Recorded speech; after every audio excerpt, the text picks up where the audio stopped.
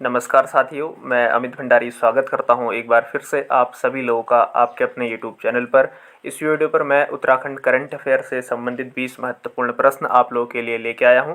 तो इस वीडियो को आप लोग का कोई भी बिना समय व्यर्थ किए बिना शुरू करते हैं। हम हमारे पहले प्रश्न की ओर बढ़ते हैं। अब वात्सल्य योजना में प्रत्येक माह कितना गुजारा भत्ता दिया जाता है? इसका उत्तर है 3,000 रुपये, जैसे आप लोग स्क्रीन पर देख पा रहे होंगे। अब मैं आप लोग को वात्सल्य योजना के बारे में बताऊं तो जो वात्सल्य योजना है, यह जिस समय कोविड चला था, तो कोविड के समय में देखो कई सारे बच्चे अनाथ हो गए थे, उन्होंने अपने पेरेंट्स को खो दिया था। तो यह योजना उन्हीं के लिए चलाई गई थी, जो अनाथ बच्चे हैं उन्हीं के लिए।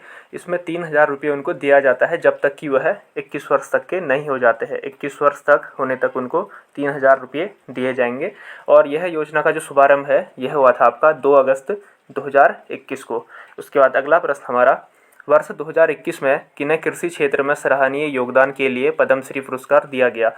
तो यह दिया गया श्री प्रेमचंद शर्मा जी को। और किस लिए दिया जाता है? जो यह पद्मश्री है, यह दिया जाता है आपके कला के क्षेत्र में, शिक्षा के क्षेत्र में, उद्योग के क्षेत्र में और साहित्य के क्षेत्र में, और ऐसे भी काफ़ी सारे अन्य क्षेत्रों में भी यह पुरस्कार दिया जाता है। उसके बाद अगला हमारा तीसरा प्रश्न, उत्तराखंड का पहला डिजिटल रेडियो ऐप क्या है? तो यह है ओहो रेडियो ऐप। इसका नाम क्या है? ओहो रेडियो। इसको आप लोग सर्च कर सकते हो, आप लोग को यह यूट्यूब वगैरह में भी मिल जाएगा, प्ले स्टोर में भी मिल जाएगा। तो इसका उद्घाटन कब हुआ था? इसका उद्घाटन हुआ था फरवरी 2021 पर। और जो हमारे अभी पूर्व मुख्यमंत्री जी है श्री त्रिवेंद्र सिंह रावत जी, उन्होंने इसका उद्घाटन किया था।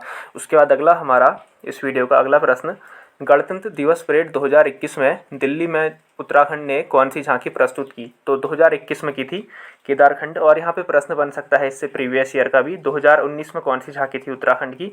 यह थी अनासक्ति आश्रम की। और अनासक्ति आश्रम आपका स्थित है कौसानी में। और कौसानी को क्या कहा जाता है? भारत का स्विट्जरलैंड भी कौसानी को कहा जाता है। और उसके बाद 2020 की बात करें हम, 2020 में जो गणतंत्र दिवस परेड थी उसके बारे में बात करें हम, 2020 में उत्तराखंड की झांकी नहीं थी। और उसके बाद देखो जो आता है अगला ईयर 2022 में थी हेमकुंड साहिब और बद्रीनाथ की झांकी, जो बद्रीनाथ धाम है उसकी झांकी थी। ये दोनों थी 2022 पर। उसके बाद अगला प्रश्न, नीरज चोपड़ा ने कितनी दूरी तक भाला फेंका था? तो यह फेंका था 87.58 मीटर, 87.58 मीटर। और कब फेंका था? यह फेंका था इन्होंने 7 अगस्त 2021 को टोक्यो ओलंपिक में फेंका था। और एक और प्रश्न बन सकता है यहाँ पर कि नीरज चोपड़ा कहाँ से संबंधित है, मतलब किस राज्य से संबंधित है, कहाँ के वह रहने वाले हैं? तो वह है हरियाणा के रहने वाले। और हरियाणा कहाँ के? पानीपत के रहने वाले। उसके बाद अगला प्रश्न हमारा, एकता बिष्ट का संबंध किस खेल से है? तो इनका संबंध है क्रिकेट खेल से। और यह कहाँ की रहने वाली है? यह आपकी रहने वाली है अल्मोड़ा जिले से। और अल्मोड़ा का है आप लोगों को पता होगा उत्तराखंड। उसके बाद अगला प्रश्न, उत्तराखंड राज्य की पहली महिला राज्यपाल कौन थी? तो यह थी श्रीमती मार्गरेट अलवाजी, पहली महिला राज्यपाल। उसके बाद अगर हम दूसरी महिला राज्यपाल की बात करें तो यह कौन थी? यह थी श्रीमती बेबी रानी मौर्य जी। उसके बाद अगला प्रश्न हमारा, भारत में कोरोना का पहला केस कब मिला? तो यह मिला था 30 जनवरी 2020 पर मिला था। और जब यह 30 जनवरी 2020 पर मिला था कोरोना का पहला केस, तो यह व्यक्ति कहाँ के थे? यह व्यक्ति थे आपके केरल राज्य के। और यह आए थे चाइना से, आए थे चीन से आए थे यह। और चीन में जैसे कि आप लोगों को पता होगा, जो पूरे वर्ल्ड में एक कोरोना यह बीमारी फैली थी, यह चीन के वुहान प्रांत से फैली थी। और जो है यह व्यक्ति थे ये भी वहीं से आए थे, चीन के वुहान प्रांत से आए थे। उसके बाद देखो इसके बारे में और भी फैक्ट बताता हूँ मैं आप लोगों को।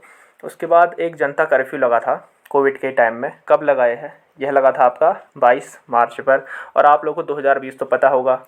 उसके बाद देखो अगला, जो हमारा राज्य था उत्तराखंड, उसने जो यह कोविड बीमारी थी इसको आपदा कब घोषित किया? तो यह किया था 14 मार्च के दिन। उसके बाद एक और प्रश्न कोविड से संबंधित, सबसे पहले कर्फ्यू कोरोना के टाइम में, कोविड के समय में सबसे पहले कर्फ्यू कौन से राज्य में लगा? तो यह लगा था आपके पंजाब राज्य पर। उसके बाद एक और प्रश्न कोविड से रिलेटेड, जो महामारी घोषित करने वाला, देखो जैसे यहाँ पे कोविड आया था ना इंडिया में, तो सबसे पहले कौन से जो राज्य है हमारे इंडिया का, भारत का, उसने कौन से राज्य ने सबसे पहले इसको महामारी घोषित किया? तो यह किया था आपका हरियाणा राज्य ने। उसके बाद देखो सबसे ज़्यादा प्रभावित कौन सा राज्य हुआ था कोविड से? तो यह हुआ था आपका महाराष्ट्र। और मुंबई का है, मुंबई भी आपका महाराष्ट्र पर स्थित है। उसके बाद देखो एक और प्रश्न, जब कोविड फैला था तो सबसे ज़्यादा टेस्टिंग वगैरह चल रही थी ना इस टाइप से करके, तो सबसे पहले 1 करोड़ कोविड टेस्ट करने वाला पहला राज्य कौन बना? तो यह बना था आपका उत्तर प्रदेश। उसके बाद अगला प्रश्न हमारा, रैबिज मुक्त होने वाला पहला भारत का राज्य कौन बना? तो यह बना आपका गोवा।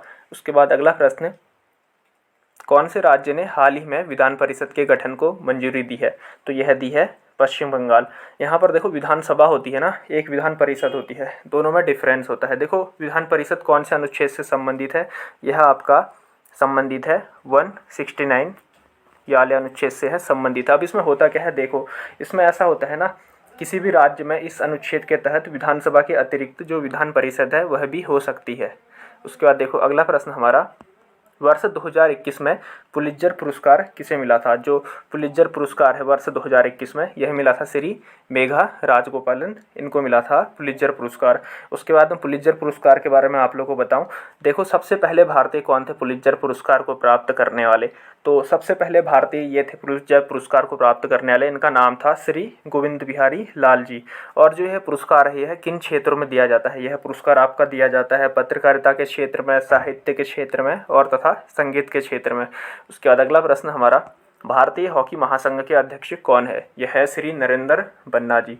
उसके बाद एक और प्रश्न, उत्तराखंड में वर्ष 2021-22 का बजट कहाँ से प्रस्तुत किया गया? तो इसका उत्तर है यहाँ पर देखो स्क्रीन पर आप लोगों को दिख रहा होगा, गैरसैंण।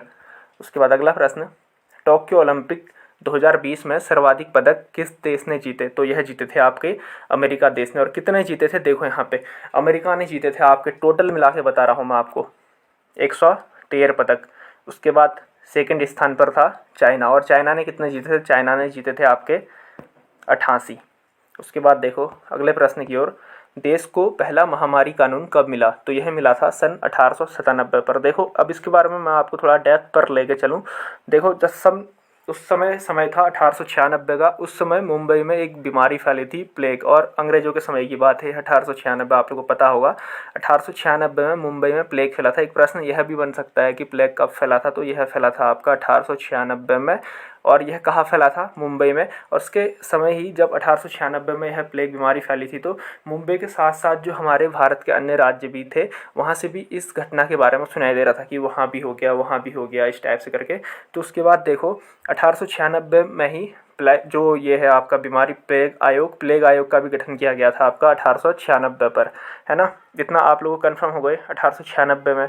उसके बाद देखो 1897 में एक पहला महामारी कानून बना था। उस समय प्लेग के बारे में ऐसा कहा जाता था कि जैसे ये प्लेग वगैरह है, इसकी एक चैन होती थी, जैसे सपोज एक आदमी से एक को, एक से एक को, तो इस चैन को तोड़कर जो प्लेग बीमारी है इसको रोका जा सकता था। उसके बाद अगला प्रश्न हमारा, हाल ही में किस राज्य ने ई परिवहन योजना का शुभारंभ किया है? हिमाचल प्रदेश इसका सही उत्तर है। देखो जो ई परिवहन योजना है ना, अब तो इसको बिहार ने भी शुरू कर दिया है। अब मैं आप लोग ई परिवहन योजना के बारे में बताऊं थोड़ा डेप्थ पर, तो ई परिवहन योजना क्या है? और सबसे पहले इसको देखो यहाँ पे शुभारंभ किया था, इस योजना को लागू किया था हिमाचल प्रदेश सरकार ने। ई परिवहन योजना एक ऐसी योजना है, इसके तहत जैसे आप हो गए, हम हो गए, तो अपने जो गाड़ी वगैरह का काम होता है ना, जैसे सपोज आरसी से रिलेटेड हो गया, लाइसेंस से रिलेटेड काम हो गया, अपने घर से ही कर सकते हैं, अपने मोबाइल से, अपने कंप्यूटर वगैरह से। इसके लिए हमें कहीं ऑफिस वगैरह जाने की ज़रूरत नहीं होती है। उसके बाद अगला प्रश्न हमारा, हाल ही में उत्तराखंड से जैविक बाजरे का निर्यात किस देश को किया जाने लगा है? इसका सही उत्तर है डेनमार्क।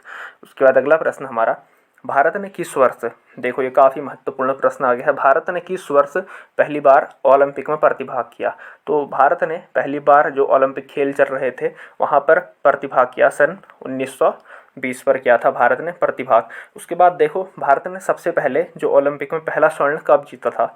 तो यह जीता था आपका 1928 पर। और कौन सा खेल पर जीता था? यह जीता था आपका हॉकी पर। और कहाँ जीता था? ये भी एक प्रश्न बनता है, कहाँ जीता था? एम्स्टर्डम, वहाँ जीता था। और उसके बाद किसको हराया था फाइनल में? देखो मैं आप लोगों को पूरा डीप में बताऊंगा एक एक करके, ऐसा नहीं कि वीडियो चले मैं सीधे टिक ला के आप लोगों को बताते जाऊँ, ऐसा नहीं होगा इधर, मैं आप लोगों को पूरा डीप में बताऊंगा। उसके बाद देखो यहाँ पे फाइनल कौन सा था? फाइनल था भारत का नीदरलैंड के साथ। भारत ने हॉकी में नीदरलैंड को हराया था। उसके बाद भारत ने यहाँ पे स्वर्ण जो गोल्ड है आपका वो जीत लिया था, है ना। उसके बाद देखो 3 साल ऐसे भी थे जिस वर्ष भारत ने पदक नहीं जीते इसमें ओलंपिक में। ये थे आपका 1984, उसके बाद +4 कर दो 1988, उसके बाद 88 में भी +4 कर दो 1992। कौन कौन से ईयर थे वह? 1984, 1988, 1992। उसके बाद अगला प्रश्न हमारा, मीराबाई चानू किस खेल से संबंधित है? मीराबाई चानू कहाँ से है? पहले तो आप लोग ये देखिए कि मीराबाई चानू कहाँ से है। यह आपके जो मणिपुर है वहाँ से यह मीराबाई चानू जी संबंधित है, मणिपुर से है। और इन्होंने क्या कहते हैं किस खेल से संबंधित है, यह वेट लिफ्टिंग। तो यहाँ पे आप लोगों के 20 प्रश्न कंप्लीट हो गए। तो आप लोगों से एक रिक्वेस्ट है, इस वीडियो के डिस्क्रिप्शन पर हमारे टेलीग्राम ग्रुप का लिंक होगा, आप लोग उस पर क्लिक करके हमारे टेलीग्राम ग्रुप पर जुड़ सकते हैं। वहाँ पर आप लोग को फ्री में प्रैक्टिस सेट्स वगैरह करवाए जाते हैं। करीबन 30,000 से ज़्यादा लोग हमारे साथ वहाँ पर जुड़ चुके हैं। आप लोगों ने जैसे सपोज प्रैक्टिस सेट्स के लिए कहीं जाते होंगे तो 2-3 हज़ार रुपये मंथली या ऐसे करके कितने में भी आप लोग प्रैक्टिस सेट्स खरीदते होंगे, तो वहाँ पर आप लोग को फ्री में करवाया जाता है। इतने हज़ारों लोगों के बीच में आप लोग को अपना लेवल पता चलेगा कि इतने हज़ारों लोगों के बीच में लेवल आपका कौन सा है। तो अगर आप लोग टेलीग्राम चलाते हो तो इस वीडियो को डिस्क्रिप्शन पर जाकर वहाँ पर क्लिक करके जुड़ सकते हो। अगर टेलीग्राम नहीं चलाते हो तो प्ले स्टोर पर जाओ, टेलीग्राम एप्लीकेशन को डाउनलोड करो, उस पर अकाउंट बनाओ, उसके बाद हमारी यह वीडियो खोलो, डिस्क्रिप्शन पर आओ, डिस्क्रिप्शन पर आने के बाद लिंक पर क्लिक करके हमारे ग्रुप पर जुड़ जाओ। डेली रात को वहाँ पर 9 बजे टेस्ट होता है। और आप लोगों से एक और मैं रिक्वेस्ट करना चाहता हूँ, ऐसी वीडियोज़ पाने के लिए इस चैनल को सब्सक्राइब कर लीजिए और साथ में बेल आइकन भी दबा दीजिए। तो मिलते हैं अगली वीडियो पर, और तब तक के लिए goodbye, best of luck for your studies, thank you.